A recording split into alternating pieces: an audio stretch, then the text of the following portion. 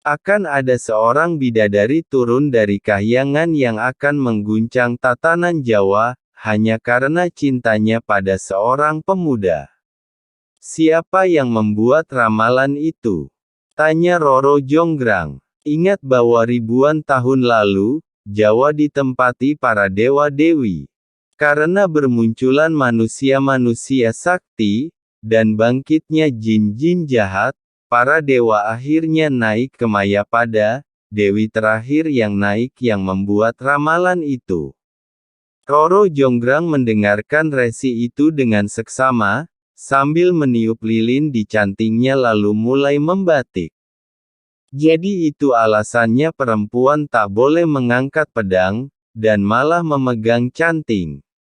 Sang resi tersenyum, kau adalah putri 7 kerajaan, setiap pria di tanah Jawa akan mengangkat pedangnya untuk melindungimu Kanjeng Ayu. Sepertinya ramalan itu memang sudah terjadi. Ini sudah 16 tahun, setelah peperangan yang meruntuhkan Pengging terjadi. Kini pusat kerajaan dipindahkan ke Prambanan, semua prabu berlutut pada Baka dan mengakuinya sebagai raja tertinggi Jawa. Sementara rakyat Pengging yang tersisa kini terombang-ambing tanpa prabu dan tak dipedulikan oleh kerajaan lain, tatanan Jawa benar-benar sudah berubah.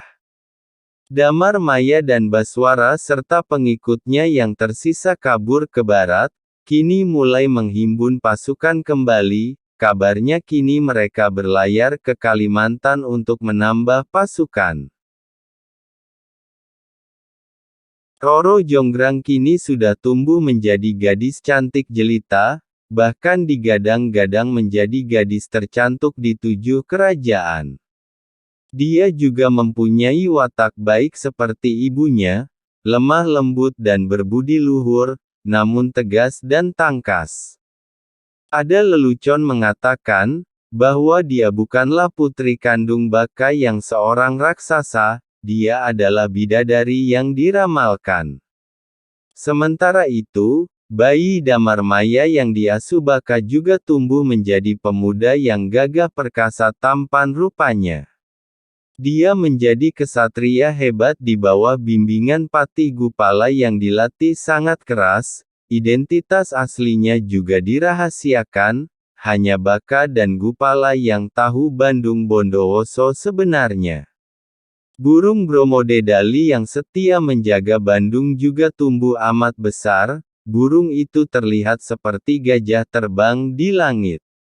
Bulunya cantik merah keemasan, tapi paruh dan cakarnya sangat tajam dan kuat. Selama 16 tahun terakhir burung itu tak pernah hinggap ke dahan manapun, saat burung itu menapak, tanahnya akan mengering seperti abis dibakar. Burung ajaib itu mempunyai kekuatan magis yang tak diketahui banyak orang. Di dalam Roro Jonggrang sedang membatik, di luar di arena berlatih prajurit elit, Bandung Bondowoso sedang berlatih sendirian. Semua prajurit sedang di posnya masing-masing, karena hari ini adalah hari penting. Bandung berlatih sangat keras, keringatnya bercucuran, lebam ada beberapa bagian di tubuhnya. Ratusan kali dia melatih pukulan dentumannya pada tumpukan batu di hadapannya, padahal pukulan itu sudah mampu mematahkan tulang rusuk musuhnya. Tapi target Gupala sang guru bela dirinya lebih dari itu, dia ingin batu-batu itu menjadi kerikil, bukan hanya terlempar jauh. Saat susunan batunya roboh dia kembali menyusunnya, terus begitu hingga sore menjelang. Nafasnya memburu, energinya sudah nyaris terkuras. Bandung tetap memfokuskan diri mengalirkan energi ke tangannya. Jemarinya mulai menggenggam kuat, kuda-kuda sudah terlihat kokoh. Dengan sekuat tenaga dia melepaskan pukulan dentumannya, tumpukan batu itu seketika hancur. Sudah waktunya istirahat Bandung, tiba-tiba Roro Jonggrang sudah ada di pinggir arena, pelajaran membatiknya sudah selesai. Kau terlalu memaksakan diri lagi, tambahnya dengan lembut sambil melangkah mendekati Bandung. Melihat itu Bandung langsung bersikap sempurna, layaknya prajurit bertemu sang putri. Itu adalah tugas hamba sebagai kesatria, kekuatan hamba masih jauh dari layak untuk melindungi Kanjeng Ayu, ucapnya sambil membungkuk memberi hormat. Sudah kubilang, kau tak perlu begitu formal padaku Bandung. Lagian kau ini bukan prajurit, ayahanda sudah memberimu gelar Raden. Itu artinya kau seorang bangsawan sekarang, kau tak harus melindungiku, kau adalah saudaraku. Hamba tidak berani bersikap tidak sopan pada putri 7 kerajaan, dan hamba sudah bersumpah untuk melindungi Kanjeng Ayu sampai kapanpun. Roro Jonggrang tersenyum mendengarnya, mata mereka saling menatap, sudah lama Roro mengagumi sosok Bandung yang berwibawa nan sopan. Walau mereka berdua dibesarkan di bawah atap keraton yang sama, tapi selalu ada dinding yang memisahkan, status dan gender tak bisa membuat mereka bergaul dengan bebas. Roro melihat jari Bandung yang lecet akibat latihan dentumannya, tanpa ragu dia mengambil tangan Bandung, lalu mengeluarkan sebuah sapu tangan indah dengan bordir bunga cantiki untuk membalut lukanya. Bandung sangat terkejut dengan sentuhan mendadak itu. Duhai Kanjeng Ayu, hamba baik-baik saja, sangatlah tidak pantas seorang putri memegang tangan orang pengging yang hina yang bahkan tidak tahu siapa bapaknya. Roro tak mempedulikannya. Berhentilah merendahkan dirimu. Hamba memang rendah. Sesaat Roro menatap dalam mata Bandung, lalu kembali membalut luka itu. Baiklah jika kau memang bersikeras, sebagai putri aku memintamu untuk bicara informal padaku saat kita berdua, kau juga dilarang untuk mengabdi pada putri lain di tanah Jawa. Ini perintah, tekan Roro sambil menarik simpulnya. Bandung tercenung, Roro selalu baik padanya, begitu hangat, hanya darinyalah Bandung merasakan kasih sayang, kepedulian yang membuatnya merasa seperti di rumah, Roro seperti sumber energi baginya. Hamba bersedia menjalankan perintah, Roro. Untuk pertama kalinya Bandung akhirnya menyebut nama Roro Jonggrang. Keduanya saling tatap tersenyum simpul, larut dalam perasaan masing-masing. Malu-malu yang canggung, rasanya hati mereka bergetar. Apakah ini cinta? Mereka masih terlalu dini untuk merasakannya. Kenapa kau berlatih sendiri Bandung? Mana Pati Gupala dan para prajurit? Roro mengalihkan pembicaraan. Hari ini adalah Sukra Kliwon Wuku Kesekawan, jawab Bandung. Roro langsung terdiam paham, tiba-tiba terdengar suara pekikan burung, mereka berdua refleks mendongak. Burung bromodedali sebesar gajah itu berputar-putar di atas mereka, burung itu selalu gelisah saat datang hari Sukra Kliwon. Sementara itu di suatu jalan yang gelap, Baka bersama Gupala menaiki Gumarang yang punya badan besar hingga bisa ditunggangi setengah raksasa seperti mereka berdua. Prajurit elit juga setia mengiringi jalannya, rombongan itu menuju ke Gunung Merapi untuk melakukan upacara rutin. Sukra Kliwon adalah hari makan-makannya Baka, raksasa itu akan memakan bayi yang dikirim dari Pengging dan Ka hidup-hidup, kadang juga ada yang dikirim dari kerajaan lainnya sebagai upeti.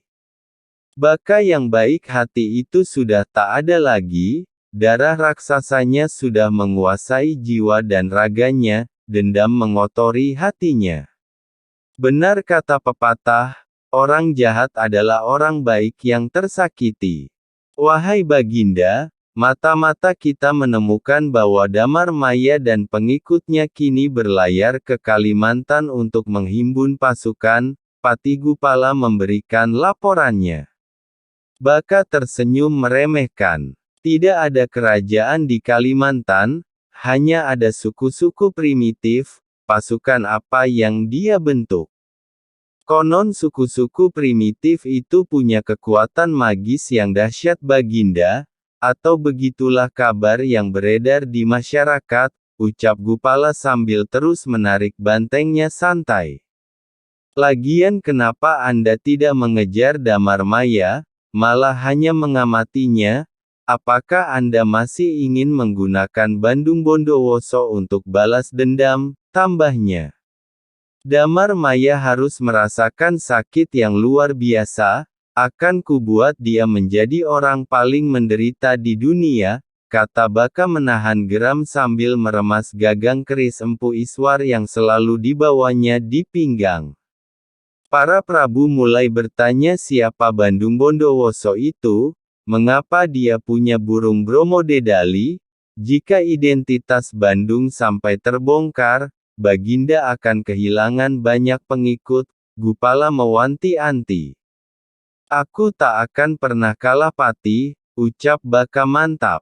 Cepatlah, aku sudah lapar, kepala bayi yang masih merah akan sangat enak.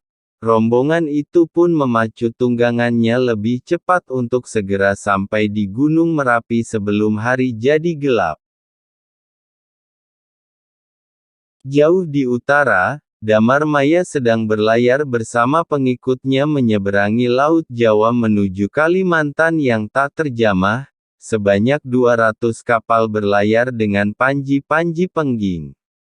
Baginda, apa ini akan berhasil? Gumam Baswara yang berada di samping Damar Maya, memandang luas lautan Nusantara. Orang-orang Kalimantan tak pernah bepergian, apalagi datang ke Pulau Jawa untuk bertarung dengan yang bahkan bukan raja mereka, tambahnya pesimis.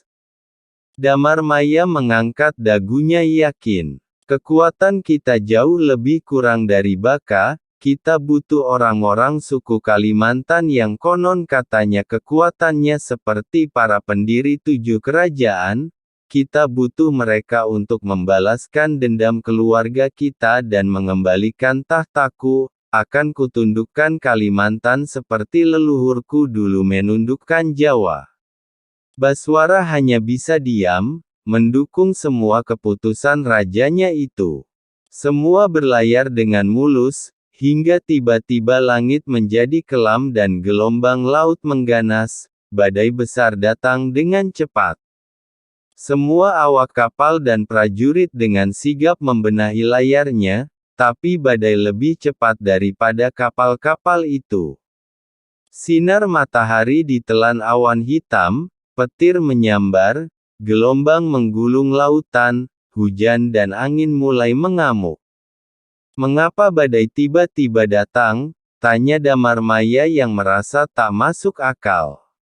Kapten kapal menjawab. Kita memasuki perairan yang salah, kita memasuki sarang Sarashuta. Sarashuta, maksudmu hantu air? Baswara terheran. Teguhkan hati kalian, inilah saatnya lelaki sejati diuji. Kapal mulai berguncang, ombak makin tinggi. Tiba-tiba nyanyian merdu dari dalam lautan memecah gemuruh, semua orang melongok ke dalam air. Mereka melihat ada banyak wanita cantik yang bertelanjang sedang bernyanyi, seolah memanggil mereka untuk melompat. Satu persatu para prajurit terhipnotis, lalu tanpa pikir panjang mereka terjun ke laut. Seketika para wanita cantik itu menyeretnya ke dasar lautan dan mereka pun tewas tenggelam. Kecantikan hantu itu sangatlah indah. Wanita adalah kelemahan terbesar para lelaki, ratusan orang terjun ke laut tanpa sadar. Damar Maya yang selama 16 tahun hidup tanpa wanita juga mulai terhipnotis, dia melihat wanita yang sangat mirip istrinya, dia pun dengan sukarela terjun ke laut. Baswara dan abdi lainnya tak bisa berbuat banyak, karena badai makin ganas. Damarmaya baru sadar saat wanita itu menyeretnya ke dalam laut. Wanita cantik itu berubah jati putih dengan gigi tajam yang siap mengoyak daging korbannya. Terlambat, Damarmaya terus diseretnya makin dalam, paru-parunya mulai dipenuhi air, kesadarannya kian menipis. Di tengah keputusasaan itu matanya menangkap sosok lembu, berkepala singa bersayap elang berbelalai gajah dan bersisik ikan dari kegelapan laut dalam. Makhluk misterius itu menghempaskan semua hantu air yang menyeretnya. Damarmaya akhirnya bisa terbebas dan segera berenang ke permukaan. Badai menghempaskan tubuhnya lagi dan lagi, dengan susah payah dia bertahan untuk tetap mengapung. Dia melihat ombak menggulung beberapa kapalnya. Oh, mungkin pelayaran ini adalah bunuh diri baginya. Dia kembali putus asa. Tiba-tiba makhluk yang dilihat Damarmaya muncul ke permukaan, membentangkan sayap indahnya, lalu terbang mengelilingi sekitar. Perlahan namun pasti angin dan hujan berhenti. Awan menipis dan hilang memuntahkan cahaya sore yang indah. Laut kembali tenang, dan para hantu air itu kembali ke dalam gelapnya dasar lautan dengan ketakutan. Baswara segera terjun menyelamatkan rajanya itu. Makhluk ajaib apa yang bisa mengusir para hantu itu, Baswara? Tanya Damarmaya sambil melihat makhluk yang menyelamatkannya itu terbang menjauh. Baswara menggaet tangan rajanya dan memegang erat tali yang dilemparkan prajurit untuknya. Itu adalah Lembuswana Baginda, artinya, kita sudah sampai di Kalimantan.